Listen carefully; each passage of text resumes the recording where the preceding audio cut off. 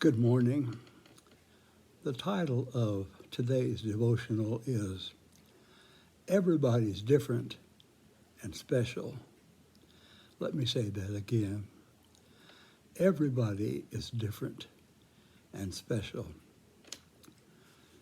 For years, I have been especially interested in the healings and raisings of Jesus. Each represents a decision by him to use his powers in a specific way. David Redding's book entitled The Miracles of Christ has been a primary resource for me. In his preface, he makes a remarkable statement about the miracles of Jesus. I want you to hear this very significant explanation about miracles. He writes, what we commonly call miracles are, in the sacred scriptures, termed sometimes wonders, sometimes signs, sometimes powers, sometimes simply works. It is very significant that in the New Testament, the word wonder is never written alone, but always with the words signs or powers. Christ's miracles are not isolated bits of idle magic to show him off. They are always answers to prayer. They are stunning illustrations in real life which flower from faith in the life-giving finger of God, unquote. All of Christ's miracles are spectacular, instantaneous, visible thrills, but the astounding wonder is the way that they always go hand in hand with his good deeds, like a legible crown to his compassion. The devil himself can do wonders. Jesus will not do them except to echo heaven. A New Testament miracle is physical evidence of a spiritual explosion, a personal note in God's own handwriting, written in flesh and blood, to a particular address. That's the quote from David Redding's book.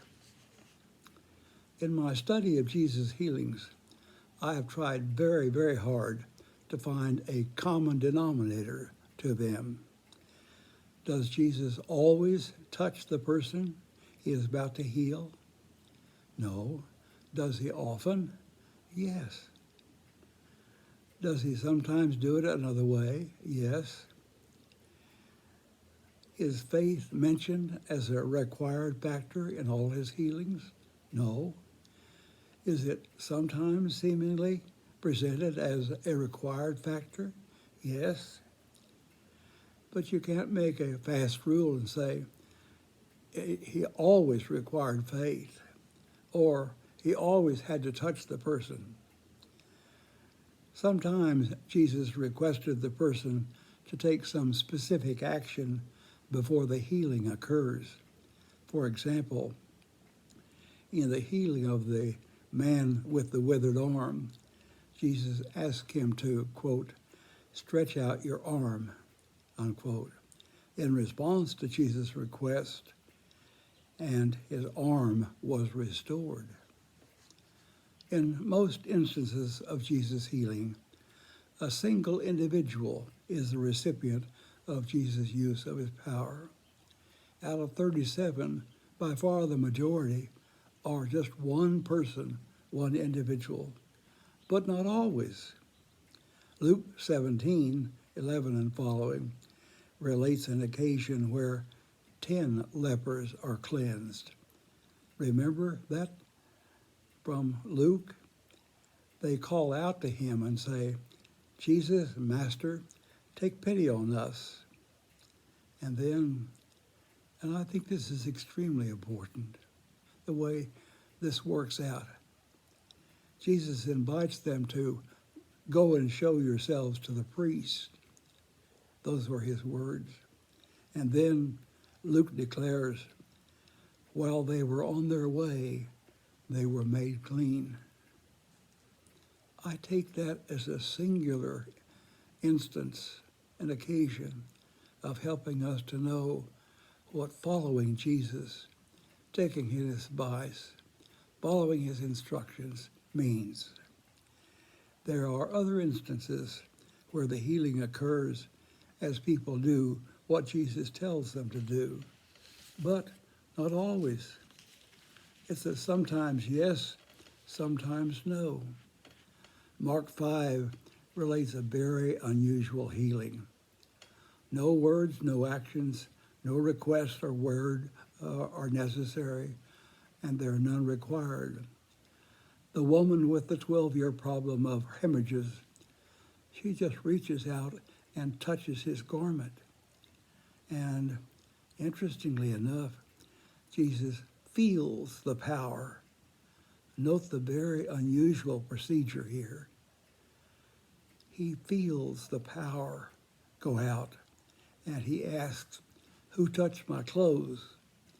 A most unusual and significant process and procedure.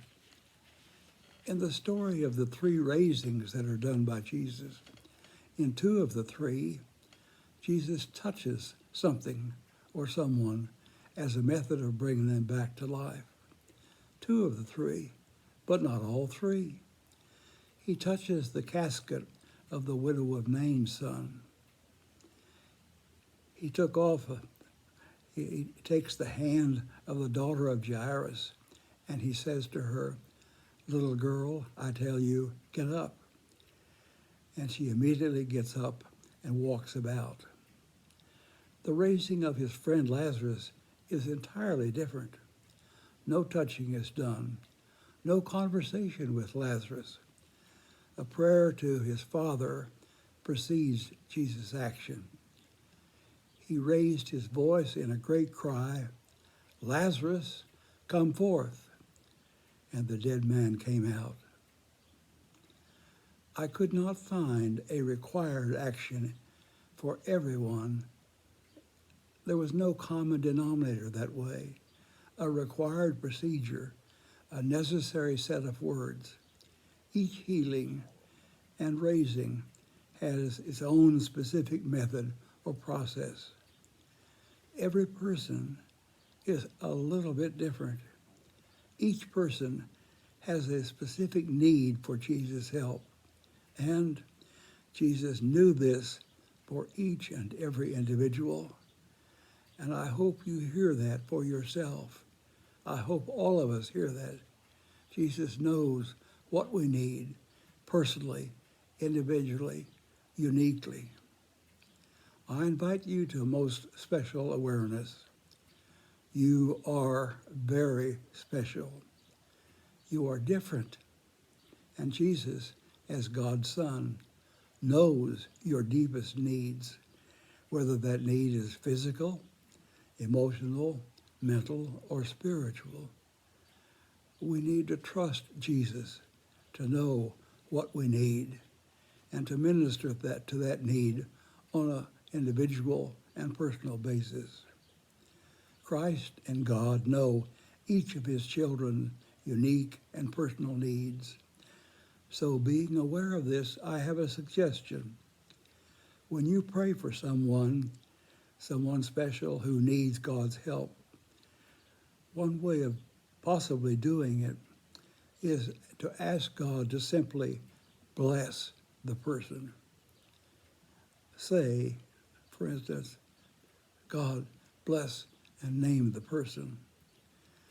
We do not have to tell God how to bless the person.